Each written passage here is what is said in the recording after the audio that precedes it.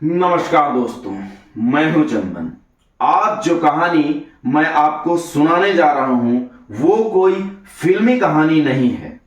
ये एक कड़वी हकीकत है, एक ऐसी सच्चाई जिसे सुनकर आपका दिल दहल उठेगा। एक मां जिसने अपने ही जिगर के टुकड़ों को सिर्फ इसलिए मार डाला क्योंकि उसे अपने प्यार के रास्ते में वो बच्चे रोड़ा लग रहे थे। कहते हैं मां वो होती है जो खुद भूखी रह जाती है लेकिन बच्चों को खिलाती जरूर है। लेकिन क्या हो जब मां ही बच्चों के लिए जहर बन जाए। आइए जानते हैं मां की मोहब्बत या हैवानियत। ये कहानी है उत्तर प्रदेश के मुजफ्फरनगर जिले की भोपा थाना क्षेत्र का एक गांव है रुड़कली तालाब अली। यहां एक महिला रहती थी, मुस्कान। दिखने में बिल्कुल ही सामान्य, बात करने में सीधी साधी, लेकिन उसके अंदर एक ऐसा तूफान पल रहा था जिसका अंदाजा किसी को भी नहीं था। मुस्कान की शादी लगभग 6 साल पहले मोहम्मद वसीम से हुई थी। वसीम मेहनतकश आदमी था। कभी चंडीगढ़ कभी दिल्ली मजदूरी के लिए जाया करता था ताकि अपने बीवी बच्चों को अच्छी तरह से रख सके। मुस्कान और वसीम के 2 बच्चे थे। बड़ा बेटा अरहान उम्र 5 साल और छोटी बेटी इनाया सिर्फ 1 साल की। पर वसीम नहीं जानता था कि उसकी बीवी का दिल किसी और के नाम लिखा हुआ है।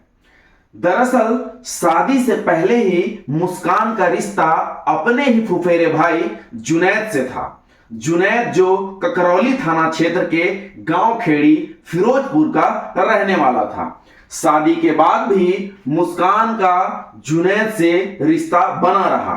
वो उससे छुप छुप कर बातें करती थी, मिलती भी थी। यहां तक कि शादी के 1 साल बाद वो एक बार भाग भी गई थी जुनैद के साथ। परिजनों ने ढूंढकर उसे वापस लाया। समाज का दबाव पड़ा और वो वसीम के पास फिर से लौट आई। वसीम दिल का अच्छा था, इसीलिए उसने मुस्कान की गलती को माफ भी कर दिया।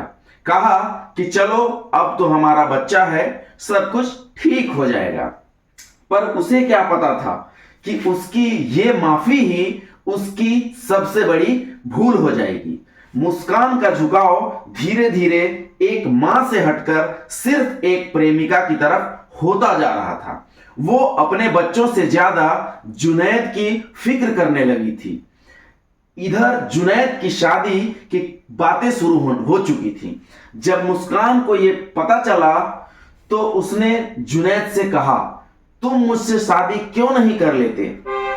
जुनैद बोला, तुम्हारे तो 2 बच्चे भी हैं, मैं उनका खर्चा कैसे उठाऊंगा? मैं खुद मजदूरी करता हूं। बस यही वो पल था जिसने मुस्कान के दिमाग में जहर भरकर रख दिया।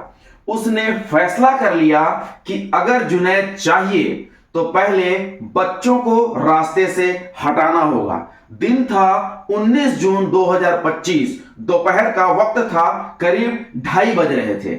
वसीम ने चंडीगढ़ से मुस्कान को फोन किया। बातें हुई, हंसी मजाक हुआ। फिर वसीम ने अपने बच्चों के बारे में पूछा, बच्चे कहां हैं, बात कराओ। मुस्कान बोली, चाय बिस्किट खाकर सोने गए हैं, मैं देखती हूं। वो चारपाई के पास गई। बच्चे हिल नहीं रहे थे। बच्चों को उसने जगाया लेकिन कोई हलचल नहीं। उसका चेहरा अचानक चिंता में बदल गया। वसीम को बताया, बच्चे उठ नहीं रहे हैं। फोन काटा और बच्चों को सीने से लगाया और दौड़ती हुई डॉक्टर के पास पहुंची। डॉक्टर ने देखा, जांचा, नब्ज नहीं चल रही थी। कुछ देर बाद कहा, माफ कीजिएगा, दोनों बच्चे मर चुके हैं। मुस्कान की चीखें गूंज उठी। गांव में सन्नाटा सा छा गया। लोग सोच में पड़ गए कि आखिर दोनों बच्चे अचानक कैसे मर गए। शवों को चारपाई पर लिटाया गया और चादर से ढका गया। वसीम अभी तक गांव नहीं पहुंचा था, पर पुलिस आ चुकी थी।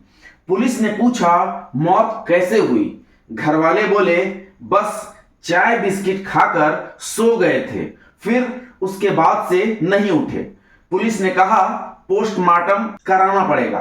गांव वाले बोले इतने छोटे बच्चों की बॉडी नहीं कटवाएंगे हम। वसीम के भाइयों ने भी कहा कि जब तक वसीम नहीं आ जाएगा हम पोस्टमार्टम नहीं करवाने देंगे। आखिरकार वसीम गांव पहुंचा और बच्चों का पोस्टमार्टम कराया गया। पोस्टमार्टम से कुछ भी साफ नहीं हो पाया। पुलिस ने मुस्कान से पूछताछ की, पूछा तुम्हारा मोबाइल कहां है? मुस्कान बोलती है यहीं पर तो था, शायद चोरी हो गया। अब पुलिस को शक हुआ। मुस्कान को हिरासत में ले लिया गया और थोड़ी ही देर में मोबाइल भी मिल गया। उसमें जुनैद के साथ की ढेर सारी कॉल रिकॉर्ड्स और चैट थे। सीडीआर से मामला पूरी तरह साफ हो गया। मुस्कान और जुनैद की लगातार बातचीत चल रही थी। पुलिस ने दबाव बनाया और फिर मुस्कान टूट गई। उसने जो बताया वो सुनकर सबके पैरों तले जमीन खिसक गई। उसने कबूल किया कि जुनैद ही रसगुल्ले और कीटनाशक लाया था। उसने ही बच्चों के लिए जहर मिलाया, रसगुल्ला तैयार किया। सुबह सुबह उसने बच्चों को वही रसगुल्ले खिलाए और फिर दोपहर में मैंने ड्रामा किया, खूब रोई ताकि किसी को यह शक ना हो। मुस्कान को पुलिस ने उसी दिन गिरफ्तार भी कर लिया। जुनैद को एक दिन बाद जोली नहर के पास से पकड़ा गया। जब दोनों को कोर्ट ले जाया गया तो दोनों के चेहरों पर कोई पछतावा नहीं था। सोशल मीडिया पर मुस्कान की पुरानी वीडियो वायरल होने लगी। तमंचे पर डिस्को, बदमाशी दिखाने वाले रील्स, लोग कहने लगे पहचान तो तभी मिल गई थी, बस समझने में थोड़ी देर हो गई। पुलिस अब इनके खिलाफ पुख्ता चार्जशीट तैयार कर रही है, क्योंकि विसरा रिपोर्ट से भी जहर की पुष्टि नहीं हो पाई। दरअसल विसरा रिपोर्ट मृत्यु के कारणों का पता लगाने के लिए की जाने वाली एक चिकित्सकीय जांच है। इसमें आमतौर पर मृत व्यक्ति के शरीर के आंतरिक अंगों जैसे लीवर, किडनी और आंतों के नमूनों को रासायनिक विश्लेषण के लिए एकत्र किया जाता है। यह रिपोर्ट मृत्यु के कारणों को निर्धारित करने या शरीर में किसी भी पदार्थ जैसे कि ड्रग्स या जहर की उपस्थिति का पता लगाने में मदद करती है। कानून में अगर जरा भी ढील रह गई तो ये दोनों छूट सकते हैं। वसीम अब टूट चुका है।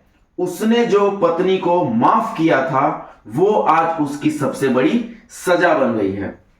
कहते हैं मां कभी कुमाता नहीं होती, लेकिन मुस्कान ने इस कहावत को झुठला दिया है। इश्क अंधा हो सकता है, पर जब वो बच्चों की हत्या तक पहुंच जाए तो वो इश्क नहीं वहशत हो जाता है। अगर आपको ये कहानी सुनकर झटका लगा तो इसे दूसरों तक जरूर पहुंचाएं, क्योंकि जरूरी है कि समाज जागे और मां के नाम को बदनाम करने वाली हरकतें रोकी जा सकें। मैं हूं चंदन, फिर मिलूंगा एक और सच्ची हैरान कर देने वाली कहानी के साथ। बहुत बहुत धन्यवाद। जय हिंद, जय भारत।